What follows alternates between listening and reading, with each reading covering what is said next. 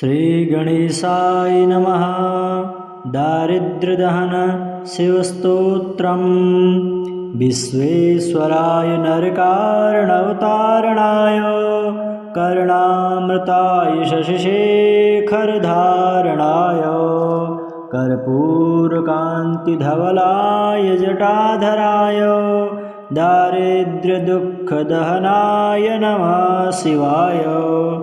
गौरीप्रियाय रजनीशकलाधराय कालान्तकाय भुजगाधिपङ्कणाय गंगाधराय गजराजविमर्दनाय दारिद्र्यदुःखदहनाय नमः शिवाय।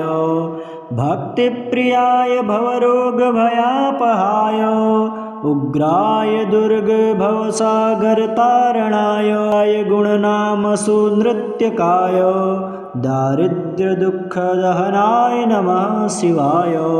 चर्मम्बराय शवभस्मविलेपनाय भालेक्षणाय मणिकुण्डलमण्डिताय मञ्जीरपादयुगलाय जटाधराय दारिद्र्यदुःखदहनाय नमः शिवाय।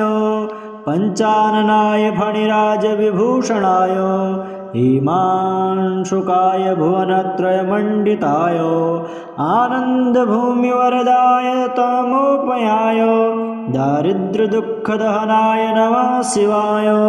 भानुप्रियाय भवसागरतारणाय कालान्तकाय कमलासनपूजिताय नेत्रत्रयाय शुभलक्षणलक्षिताय दारिद्र्यदुःखदहनाय नमः शिवाय। रामप्रियाय रघुनाथवरप्रदाय नागप्रियाय नरकारणवतारणाय पुण्येषु पुण्यभरिताय सुरार्चिताय दारिद्र्यदुःखदहनाय नमः शिवाय। मुक्तेश्वराय फलदाय गणेश्वराय गीतप्रियाय वृषभेश्वरवाहनाय मातङ्गचर्मवसनाय महेश्वराय दारिद्र्यदुःखदहनाय नमः शिवाय। वसिष्ठेन कृतं स्तोत्रं सर्वरोगनिवारणं सर्वसम्पत्करं शीघ्रं पुत्रपौत्रादिवर्धनं त्रिसन्ध्यं यः पठेत् नित्यं स हि स्वर्गमवाप्नुयात्।